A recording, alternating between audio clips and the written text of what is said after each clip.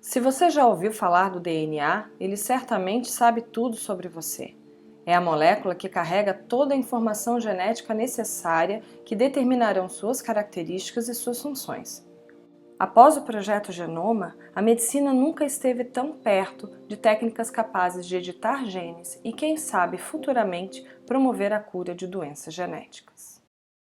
Olá, seja bem-vindo a mais uma aula. Vamos fazer uma recapitulação de alguns tópicos vistos no vídeo anterior, para que você possa entrar no novo conteúdo. Na aula anterior, nós abordamos os aspectos referentes ao fluxo da informação, envolvendo o processo de duplicação e transcrição, todas as enzimas envolvidas e a relação entre o RNA mensageiro e o RNA transportador, interagindo códon e anticódon e formando a proteína através da sequência de seus aminoácidos. Na aula de hoje, abordaremos as falhas genéticas conhecidas como mutações. Ao final, você saberá distinguir entre mutações cromossômicas e gênicas e seus diferentes subtipos. As mutações têm importância no que diz respeito à evolução da espécie. Elas são importantes para garantir a sobrevivência do indivíduo ao meio em que ele vive. Entretanto, quando elas ocorrem num sentido deletério, elas acabam reduzindo as chances de sobrevivência. Podemos citar aqui o câncer ou até mesmo síndromes genéticas.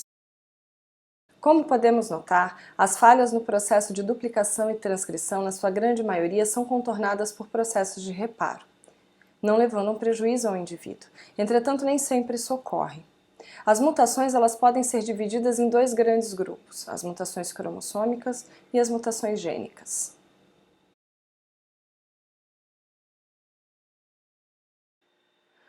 As mutações cromossômicas de caráter estrutural resultam de alterações no número ou arranjo dos genes, mas o número de cromossomos se mantém. Elas podem ser do tipo deleção, onde ocorre a deleção de parte do cromossomo, duplicação, onde ocorre a duplicação de uma porção do cromossomo, a inversão, onde partes desse cromossomo invertem as suas posições, ou até mesmo translocação, onde cromossomos não homólogos trocam partes entre si. As mutações cromossômicas numéricas, provocam alterações no número de cromossomos da espécie. Podem produzir anomalias graves e até a morte do organismo.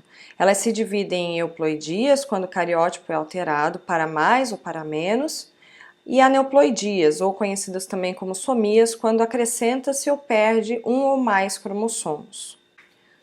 As euploidias podem ser subdivididas em monoploidias, quando há apenas metade dos cromossomos existentes no genoma, ou poliploidias, quando ocorre a duplicação do genoma uma ou várias vezes. Ao lado podemos ver um exemplo de euploidia. Já as aneuploidias, conhecidas, como eu já falei, como somias, elas são subdivididas em nulissomia, onde há a perda de um par inteiro de cromossomo, no homem isso é letal, as monossomias, um cromossomo a menos no cariótipo, e a trissomia, um cromossomo a mais no cariótipo. Ao lado temos dois exemplos de aneuploidia, a monossomia, como a síndrome de Turner, e a trissomia do par 21, que é a síndrome de Down. As mutações gênicas ocorrem nos pares de base que compõem o DNA. Elas são conhecidas como substituição de base única e podem ser divididas entre transição, onde há a troca de bases de características semelhantes, e transversão, onde ocorre a troca de uma purina por uma pirimidina e vice-versa. Os resultados podem ser distintos, como, por exemplo, uma mutação silenciosa, onde não ocorre a troca do aminoácido, uma mutação onde ocorre uma inserção de um códon de término, uma mutação onde ocorre uma transferência de um aminoácido, porém com características químicas semelhantes, conservando as características da proteína, ou até mesmo uma inserção de um aminoácido com características diferentes, aí sim interferindo na formação, na função da proteína. Elas podem ser por deleção, onde ocorre a retirada de um par de base do cromossomo, alterando a sequência da proteína, ou até mesmo por adição, onde o contrário é realizado, ocorre uma adição de um par de base. Nossa aula termina por aqui, mas não o seu aprendizado. Entre em nossa plataforma, lá você encontrará material bibliográfico de apoio, bem como um quiz para revisar o que aprendeu e dicas de vídeos interessantes. Espero que tenha aproveitado. Vejo você na nossa próxima aula.